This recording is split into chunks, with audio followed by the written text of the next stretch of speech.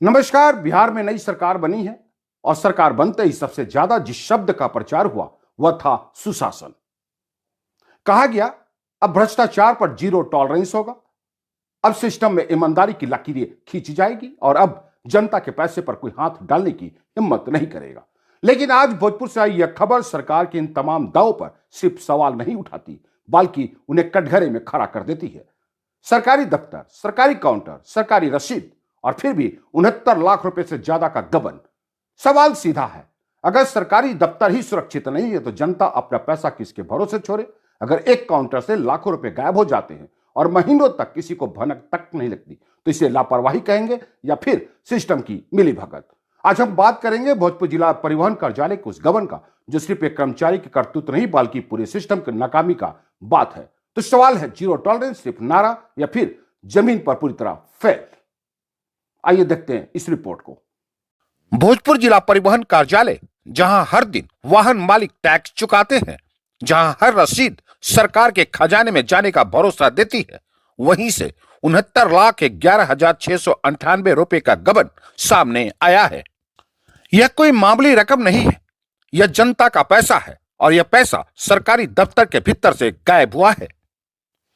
जिला परिवहन पदाधिकारी अमित कुमार द्वारा नवादा थाने में दिए गए आवेदन के अनुसार आरटीपीएस काउंटर पर कार्यरत तत्कालीन data entry operator Ajay Kumar Singh ने वाहन कर की राशि नगद में वसूली, लेकिन उसे सरकारी खजानों में नहीं जमा किया। जब इस अनियमितता पर सवाल उठे तो आरोपी से 9 दिसंबर 2025 और 2 जनवरी 2026 को स्पष्टीकरण मांगा गया, लेकिन हैरानी की बात यह है कि किसी भी नोटिस का जवाब नहीं दी गई और इसके बावजूद वह सिस्टम के भीतर बना रहा। जांच में गबन की पुष्टि होने के बाद नवादा थाना में कांड संख्या 43/26 दर्ज कर लिया गया। आरोपी पर बीएनएस के धारा लगे मामला दर्ज कर पुलिस जांच शुरू कर चुकी है, लेकिन यही से कहानी एक नया मोड़ ले लेती है। परिवहन विभाग की निगरानी व्यवस्था कहां थी? हर दिन वसूली होती रही लेकिन सरकारी खातों में जमा नहीं हुई, फिर भी किसी अलार्म ने काम क्यों नहीं किया? डीटीओ कार्यालय में डेली कलेक्शन और बैंक डिपॉजिट का मिलान क्यों नहीं किया गया? क्या कोई रजिस्टर नहीं देखा गया? क्या किसी ने कैश रिपोर्ट नहीं मांगी? नाजिर की भूमिका क्या थी? नगद लेन देन की जिम्मेदारी नाजिर की होती है तो क्या नाजिर आंख मूंदे बैठे थे या फिर आंख बंद करने की कीमत वसूली की जा रही थी? जब दिसंबर 2025 में संदेह हो गया था तो जनवरी 2026 तक कार्रवाई क्यों नहीं की गई? क्या आरोपी को बचाने की कोशिश की गई या फिर ऊपर से मैनेज करने का समय दिया गया? अब सवाल सरकार से है जो हर मंच में भ्रष्टाचार के खिलाफ जीरो टॉलरेंस का दावा करती है।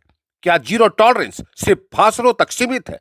जब सरकारी दफ्तरों से लाखों का गबन होता है तो जिम्मेदारी सिर्फ एक डाटा एंट्री ऑपरेटर पर डालकर क्या सरकार अपनी जवाबदेही से बच सकती है?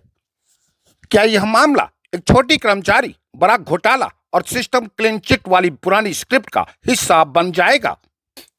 अगर जांच सिर्फ आरोपी कर्मचारी तक सीमित रही तो यह साफ होगा कि सरकारी दोषियों तक नहीं पहुंची बल्कि बलि का बकरा तलाश रही है।